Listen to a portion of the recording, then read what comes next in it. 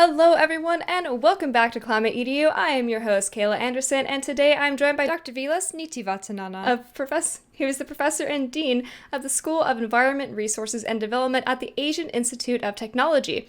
Dr. Vilas has been leading infrastructure and environmental sustainability initiatives at AIT for the past 17 years, and the institute is ranked 15th in the world, the first in Asia, for addressing Sustainable Development Goal number 1, which is no poverty, and the top 200 in the world for overall SDGs.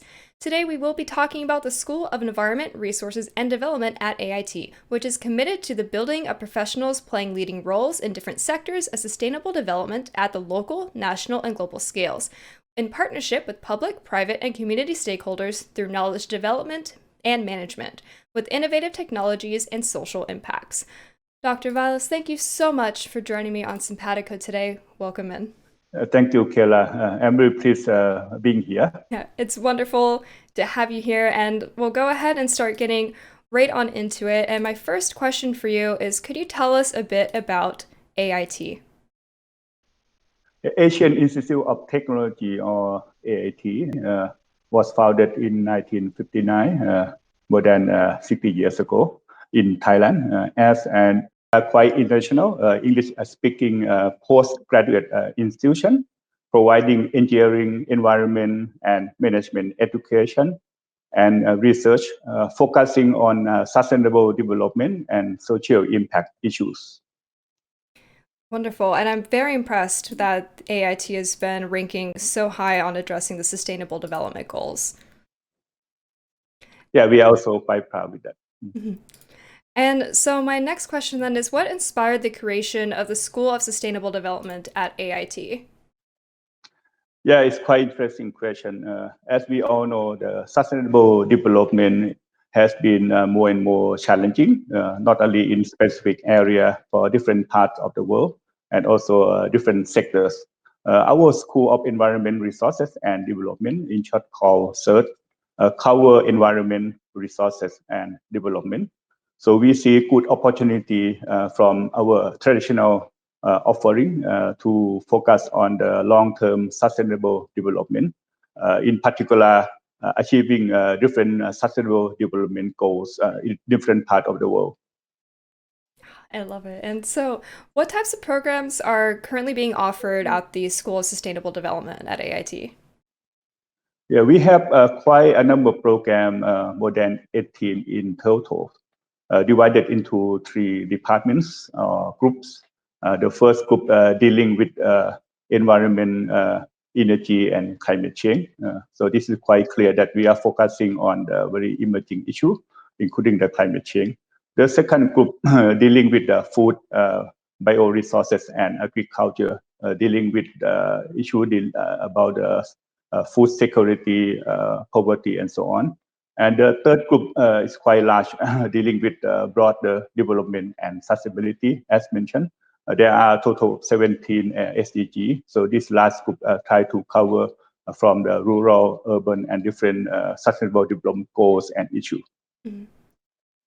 So with the first category, I'm actually quite curious about how is climate change being talked about in like the first group of degrees? I know it's a little bit off our script here, but I'm actually quite curious about this. Yeah, climate change has its own focus. Basically, we can call like climate change science to understand the phenomena, the movement, and the change in the in the climate. Also, we talk about climate change mitigation. In other words, try to reduce the greenhouse gas emission. And the third area is adaptation, that's what we call. Try to manage the risk or impact from the climate change. So within these 3 areas, we also integrated with other areas like energy, environment, and social issue, because climate change is not a standalone. And in fact, climate change is one of the 17 SDGs, also linked to other SDGs. So it sounds like AIT is really focusing on addressing all the SDGs and trying to be like a leader in this area. Yeah, exactly. We are trying to cover as many as possible among the 17 SDGs. Obviously, not equally among them, but we are trying to integrate them and also achieve many as much as possible. I love it. And so on like more of the admissions and kind of academic related questions, what are you looking for in applicants for the School of Sustainable Development? Starting with undergraduates, what kind of students are you looking for?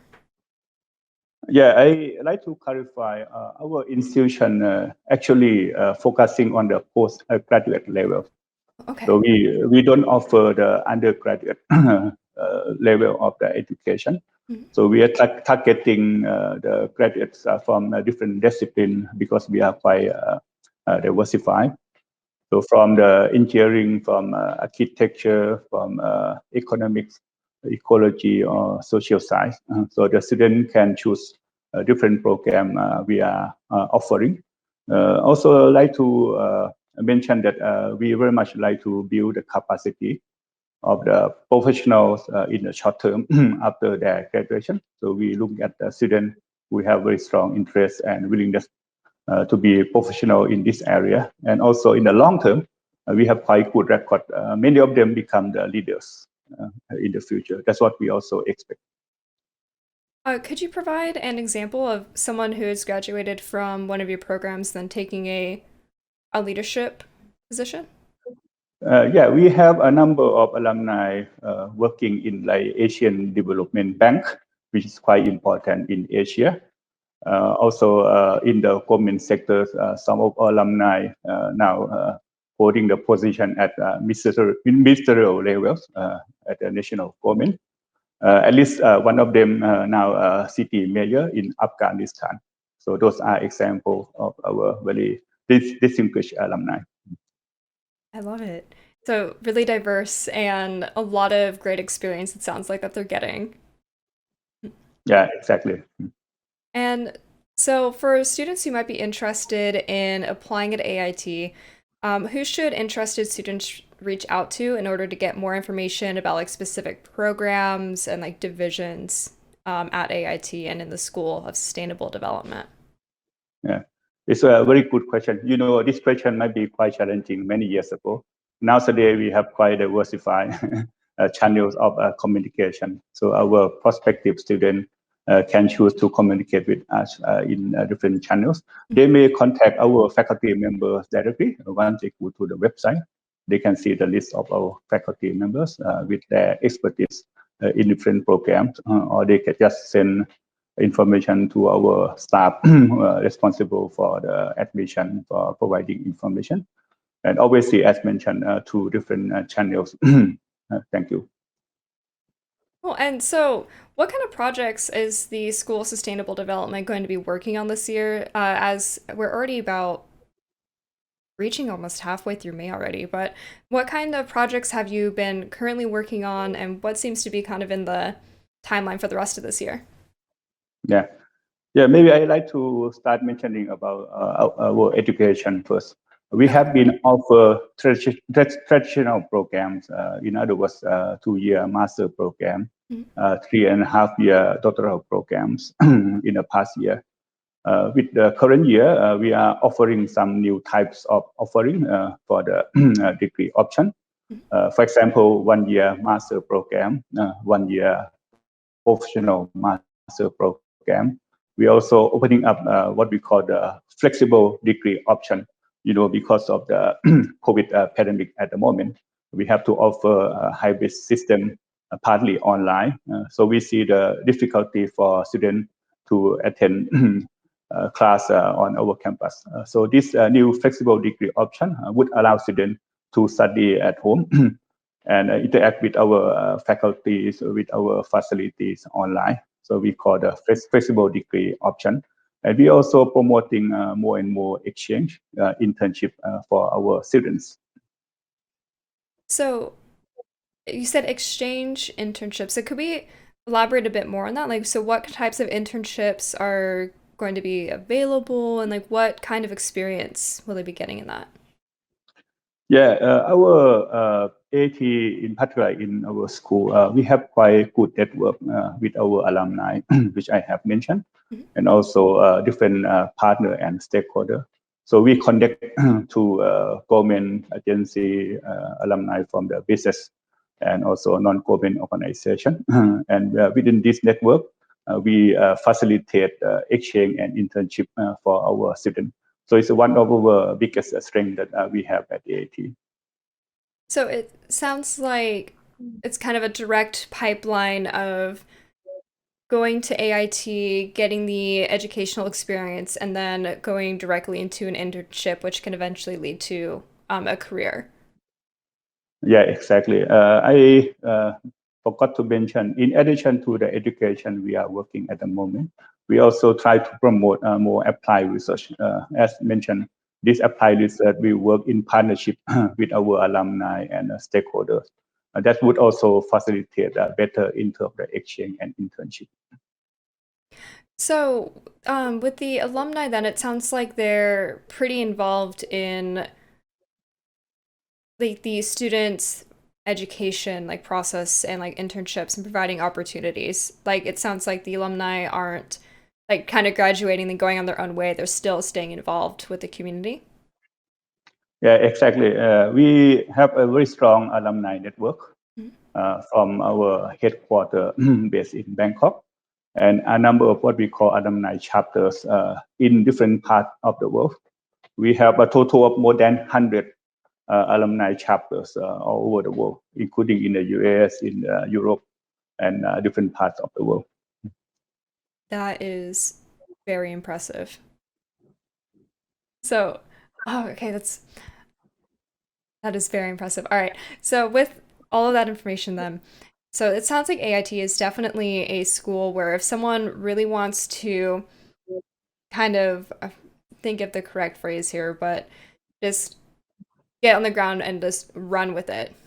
Like this is a program in school dedicated for people who are taking this really seriously and really want to be involved with what the topic that they're studying. Yeah, we may call ourselves like the regional hub internationally and providing this platform for both developing and developed countries of the professional to study and also conduct research together. So different stakeholders can play a different role. Some of them provide research fund. Some of them provide like the research study area or equipment. So SERD at AT very much quite unique, providing capacity buildings for, as mentioned, for professional in the short term, and if possible to be the leader for the long term, both in Asia and also beyond. Oh, it definitely sounds like it. Like everything that you're saying, AIT is on my list of universities to definitely check out, that's for sure. You are very welcome. Yeah. I'm honestly the climate change school sounds very interesting. There's been more conversation around like climate focused programs being implemented in various universities. So that's something I am really looking forward to, especially as we have like the next generation of students and leaders wanting to get involved and really make a difference as we'll see what happens at the Conference of the Parties this year, and fingers crossed that it opens up more doors for opportunity. Yeah, look forward to that. Mm-hmm. Well, is there anything else that you would like to share about AIT or the School of Sustainable Development before we begin to kind of wrap the episode up here? I think at the moment we are facing the challenge, and the challenge here provide maybe also some opportunities. Mm-hmm. So we see that we're really dynamic change, and obviously our school, including AIT as a whole, try to be very much adaptive, and we look forward to cope with the situation of the pandemic and in the short term. And this can also provide some opportunity, in other words, capacity building and some specific types of research. That's why I have mentioned we are offering some new type of the programs and also the innovative types of the offering, including teaching and learning. And Actually, so on the hybrid programs with it being online and so is it a full mix of just online or is it partial online, partially in the classroom? Yeah, we have established what we call the smart modified classroom Mhm. within our campus more than a year ago. And this is very much supported by our alumni, which I have mentioned, because they play quite a major role in terms of funding and also technology. So within this hybrid system, very much the same like if students are on the campus, they just go and attend within the class. And the faculty get into the class and teach in front of the class. But we also connect the learning and teaching through the online system. The students in other places in their home country could also connect and also attend. So they could also participate and see almost everything happening in the class. And the student in the class can also see the movement of the student at home. So it's quite a innovative way that we have come up with this, what we call the smart modified classroom. That's really cool. So it's like so it's okay. It's not just a Zoom call like with everyone's webcams there. It's like they're actually present, well, present in the classroom, right? Yeah, exactly. Yeah, approximately about half of our students attend class on site. Maybe I know about another half attend online. That's what we experienced in the past 1 year. Man, I wish more universities out here did that. As opposed or implement something like that as opposed to Zoom all the time. I'm really looking forward to seeing where university classrooms have to end up, and hopefully we'll see more smart adaptive classrooms because I imagine then with this system has it been opening doors or more doors for like international students to be able to attend the university? Yeah, obviously, this is a good question. Yeah, we still have some restriction Mm. in terms of our normal class offering, but we are considering, as mentioned, there are some new types of the program. For example, professional master program. So we are discussing and try to see how we can be more diversified, offering to the wider audience. But in terms of the not the degree, we call the non-degree programs like short-term training. There could be more opportunity for this issue. Well, Dr. Vilas, thank you so much for joining me, taking time out of your schedule, and for our time zones to line up to produce this episode. I'm going to go ahead and roll the end credits here. Just hang on one moment, and we'll be right back. All right, you are very welcome. Thank you.